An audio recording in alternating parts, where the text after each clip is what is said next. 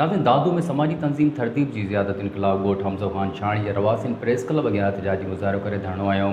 हुन हवाले सां ॾिसूं था मुश्ताक अहमद शाहाणी जी ही रिपोर्ट।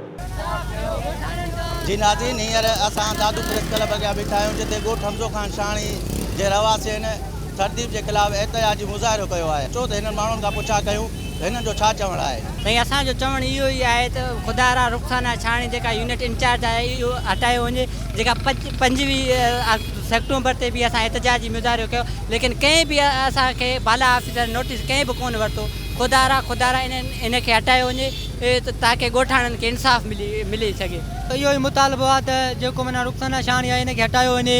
इहो माना पंहिंजे मनपसंदि माण्हुनि खे ॾिए थो पैसा वैसा ऐं वग़ैरह जेको बचे थो।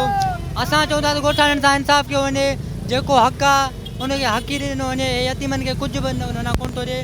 तंहिंजे करे हिकु हफ़्तो अॻु में बि असां एहतजाज कयोसीं, लेकिन हिन ते को बि असरु कोन पियो।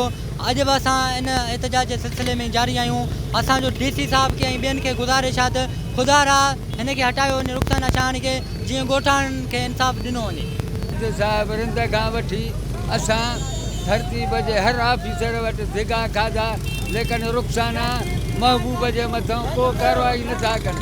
हाणे वरी तरतीब जो इंचार्ज जोहीअ में भंड साहिबु आयो, उहो बि इन रिश्वत में इनवॉल्व आहे। असांजो ॻोठाणनि जो मुतालबो आहे त इन भंड ऐं महबूब शाहाणी रुख़साना शाहाणी खे हटायो वञे, जो रिश्वती ऐं मूमल मलाह खे बि हटायो वञे, जेको रिश्वतीअ जो गढ़।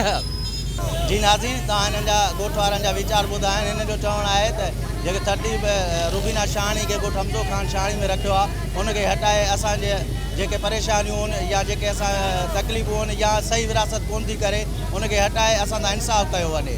कैमरामैन टीम सां गॾु मुश्ताक शाहाणी, MNN न्यूज़ दादू।